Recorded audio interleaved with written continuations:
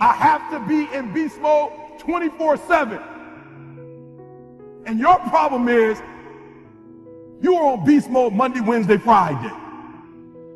And I challenge you to make up the gap. I challenge you to go from average. I challenge you to go from good. I challenge you to go from great.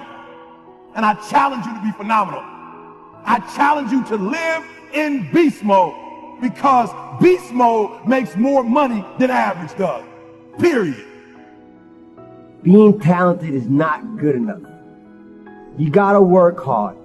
You gotta be passionate, and you gotta be grateful. Yes, I said grateful. I've failed over and over and over again, and I've risen to success because of my mindset. When other folk are having a good time, you've got to have the strength of character to concentrate, to read, to digest information. You've got to learn how to become resourceful. You've got to learn how to become creative. Like for real, you broke. If you broke. Stop complaining. Stop going to a job you don't like. You are broke. Listen to me, you're going to a job you don't like. You've been there 15, 20 years. I ain't tripping on the job. I'm not even saying you should quit the job. But I'm saying that after you get off work, just like you invest in them, you need to invest in yourself. And the problem is simple. You're not investing in your idea. That you're always looking for a way to get over, always looking for a way that you can break through, and always looking for a way that you can strike a telling blow. And you're broke because you're not getting the I. You're not understanding the I. I told you last week. It is about an invention, an idea. And I've got to separate what I do from who I am. Now your children's children will be satisfied for a marginal life and a marginal marriage. If they see their mom and dad have a marginal anything, they're going to embrace that. Why? Because you can tell people whatever you want to tell them, but people don't live their life based on what you tell them. They live it on based on who you are. How much time would you put in? How much blood, sweat, and tears are you willing to lose? Look yourself in the mirror. Ask yourself, if not, we must dream and make it a reality. Keep climbing. We're not chasing dreams, we're catching them. What is your dream? What did you stay in front of that classroom in third grade?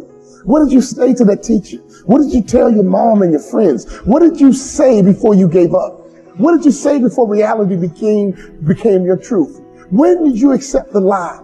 When did you get comfortable? When did you get off track? When did you stop? When did you quit? I'm here to push you. I'm here to drive you. I'm here to connect with you. When did you give up? When did you talk yourself out of it? I need you to talk yourself back into it. I need you to make sure that you get those notes out. What are your goals? What are your dreams? I'm here to help you. I know you can get there. I know you can get to that next level. No doubt about it. But you got to work, baby. You got to work. You got to rise up early. You got to go to bed late. Let me tell you something. You got to get obsessive. What are you obsessed with? You can't act normal and think you're going to make normal money. You can't act common and think you're going to live in a common house. Any successful person I've ever seen in my life, they are different. They are obsessive. They are uncommon. And if you want to get to that next level, you got to do something different, baby. Because who you are today is not your potential. A kid going nowhere, a kid that was scared, and most kids will accept that and look for help. But the best thing that happened to me, no one helped me. No one felt sorry for me. No one looked at me and said, like this day and age, they'll take you in and they'll tell everybody, stop picking on this person. Back then, they didn't care. The KKK marched in our 4th of July parades. They had to stay 100 yards back, but they marched in it. Wow. That's how this town was. And my mom cared about me, but my dad took our soul. And she, did the best she could.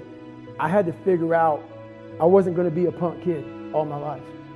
So the only way I could turn it around was to suffer.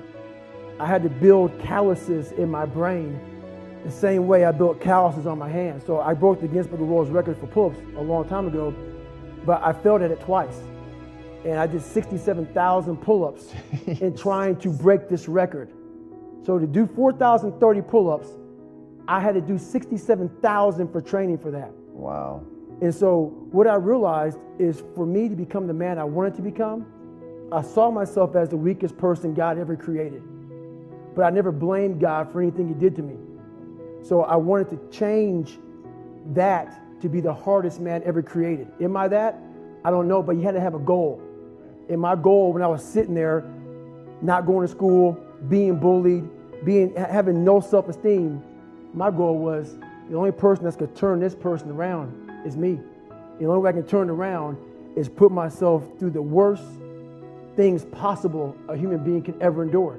And that'd be the only way that I can build this brain to handle anything that comes in front of it, callousing my mind through pain and suffering.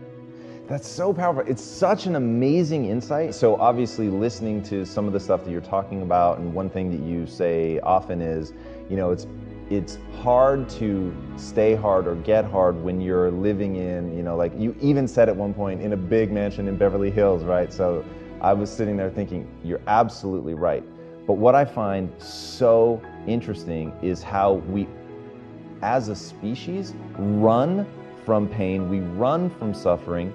And one of the reasons, I've talked about this before, but one of the reasons my wife and I don't have kids is I firmly believe that you need something that is brutal, is difficult, is hardship. It knocks you off center. It makes you feel bad, because in the process of rebuilding and clawing back from that, climbing up, then you can become something. But unless you've been tested, unless you've gone through the ringer, you've got no hope. So how do you take somebody that you love and force them through that? And I think that what you've done is maybe the ultimate expression of that, which is how do you put yourself through it? Right? You didn't have to do any of that. So in the end, like, what would your advice be to that 16-year-old kid who's staring in the mirror, does not like what he sees, but is still running from adversity? Well, my biggest advice to him is that, first of all, he won't like what I say to him, because I'm going to say the exact opposite of what today's world is saying. So we read a bunch of books nowadays. As humans, we want to find out how to be someone else. What we don't do is we don't go inside. So literally turn yourself inside out. Read the book that's like we're writing a book every day of our lives, but we never read that book.